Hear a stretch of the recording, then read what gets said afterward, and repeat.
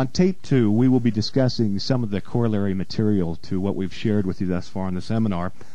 One of the major points will be George Washington's vision while at Valley Forge, which we mentioned during the seminar but didn't have time to discuss in its entirety. And we will be actually putting the entire vision of George Washington on this tape. Afterwards, we will also be sharing some of the quatrains from Nostradamus. Now, Nostradamus, of course, is one of the most noted prophets or seers of modern times, and much of his writing really deals with our day and time.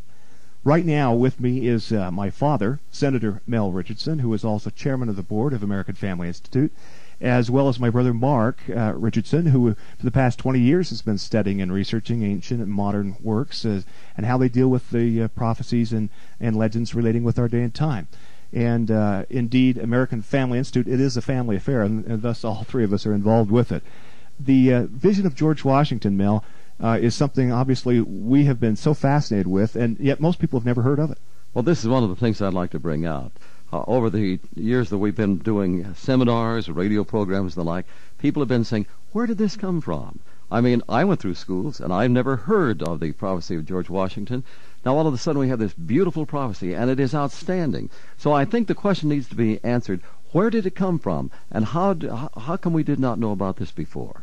A very important question, and as Mel mentioned, I mean, it was a question we had in our mind when we first came upon it a number of years ago.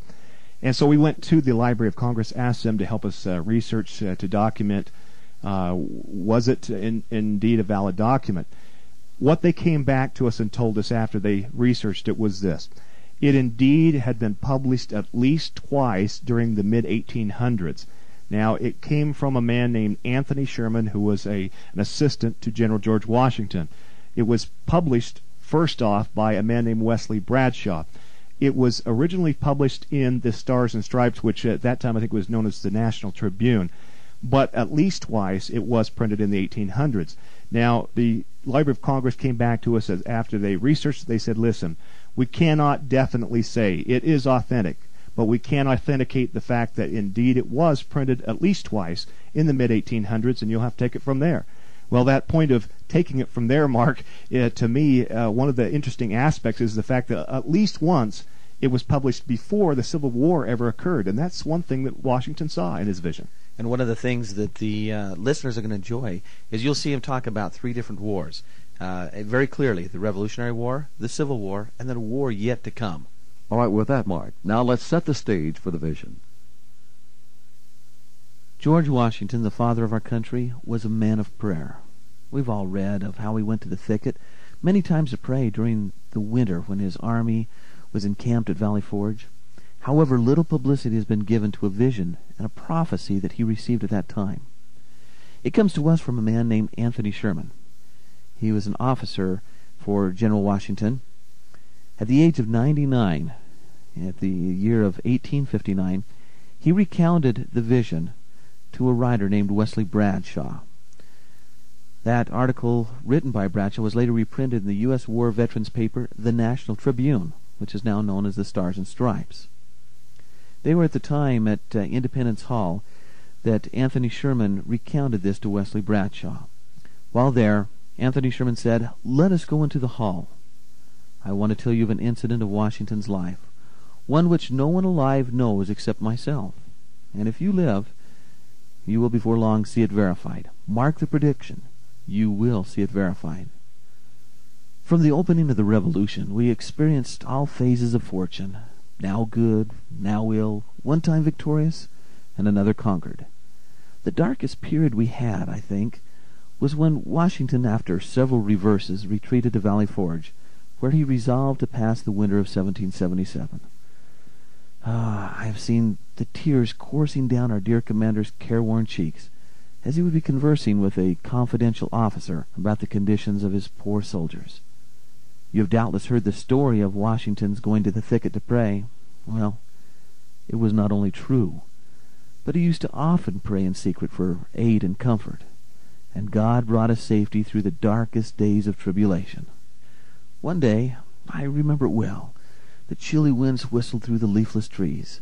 Though the sky was cloudless and the sun shone brightly, he remained in his quarters nearly all the afternoon, alone. When he came out, I noticed that his face was a shade paler than usual, and there seemed to be something on his mind of more than ordinary importance.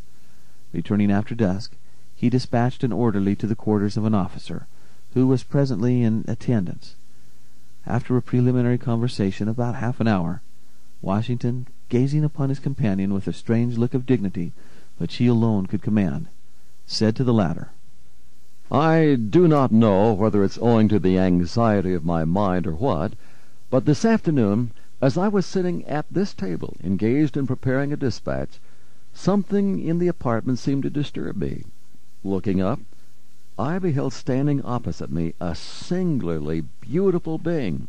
So astonished was I that I had given strict orders not to be disturbed that it was some moments before I found language to inquire the cause of the visit. A second, a third, and even a fourth time I did repeat my question, but received no answer from my mysterious visitor except a slight raising of the eyes.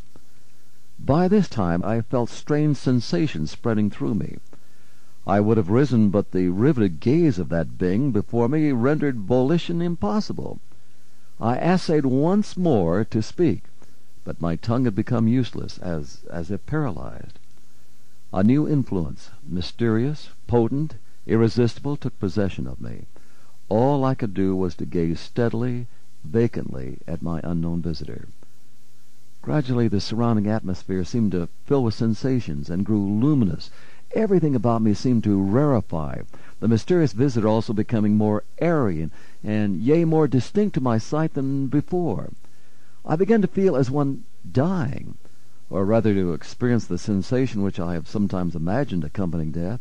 I did not think, I did not reason, I did not move. All were alike impossible. I was only conscious of gazing fixedly, vacantly at my companion. Presently I heard a voice saying, "Son of the Republic, look and learn," while at the same time my visitor extended an arm eastward. I now beheld a heavy white vapor at some distance, rising fold upon fold. This gradually dissipated, and I looked upon a strange scene.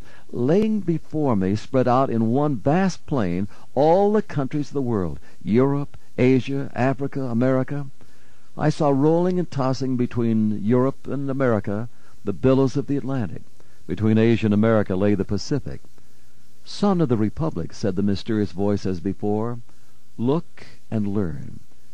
At that moment I beheld a dark, shadowy being, like an angel, standing, or rather floating in mid-air between Europe and America. Dipping water out of the ocean in the hollow of each hand, he sprinkled some upon America with his right hand, while with his left he cast some over Europe. Immediately a cloud arose from these countries, and joined in mid-ocean. For a while it remained stationary, and then it moved slowly westward until it enveloped America in its murky folds. Sharp hashes of lightning gleamed through it at intervals, and I heard the smothering groans and cries of the American people. A second time the angel dipped water from the ocean, and sprinkled it out as before. The dark cloud was then drawn back to the ocean, in whose heaving billows it sank from view. A third time, the mysterious voice saying, "Son of the Republic, look and learn." I cast my eyes upon America and beheld villages and towns and cities springing up one after another until the whole land, from the Atlantic to the Pacific, was dotted with them.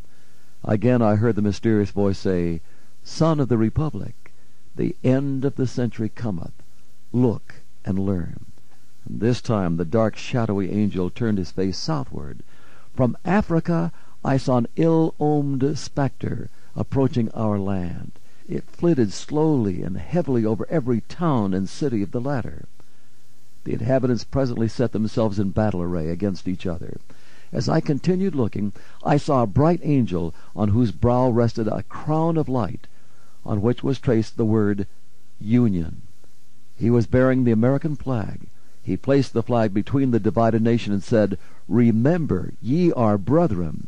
Instantly the inhabitants, casting down their weapons, became friends once more, and united around the national standard. Again I heard the mysterious voice saying, "Son of the Republic, look and learn." At this the dark, shadowy angel placed a trumpet to his mouth, and blew 3 distinct blasts, and taking water from the ocean, he sprinkled it upon Europe Asia, and Africa. Then my eyes beheld a fearful scene. From each of these continents arose thick black clouds that were soon joined into one, and through this mass there gleamed a dark red light, which I saw hordes of men, armed men. These men, moving with the cloud, marched by land and sailed by sea to America, which country was enveloped in the volume of cloud. I dimly saw these vast armies devastate the whole country, burn the villages, the towns, the cities which I had seen springing up.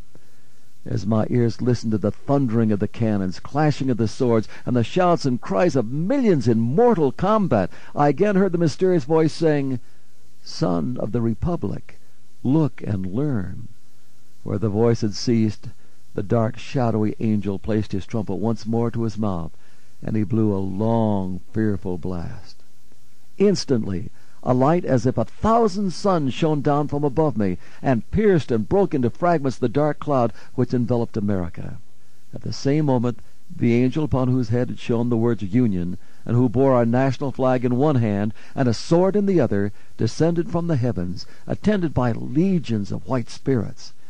These immediately joined the inhabitants of America, and I perceived were well nigh overcome, but who immediately, taking courage once again, closed up their broken ranks and renewed the battle. Again, amid the fearful noise of the conflict, I heard the mysterious voice saying, "Son of the Republic, look and learn." As the voice ceased, the shadowy angel for the last time dipped water from the ocean and sprinkled it upon America.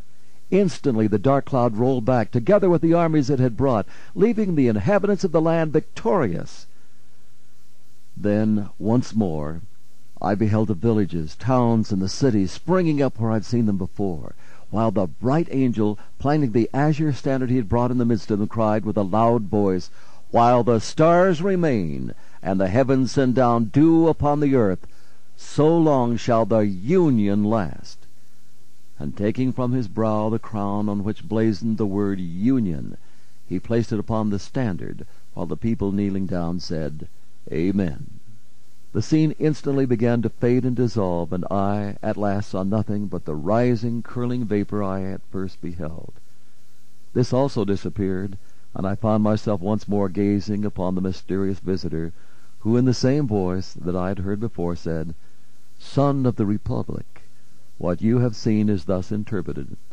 3 great perils will come upon the Republic.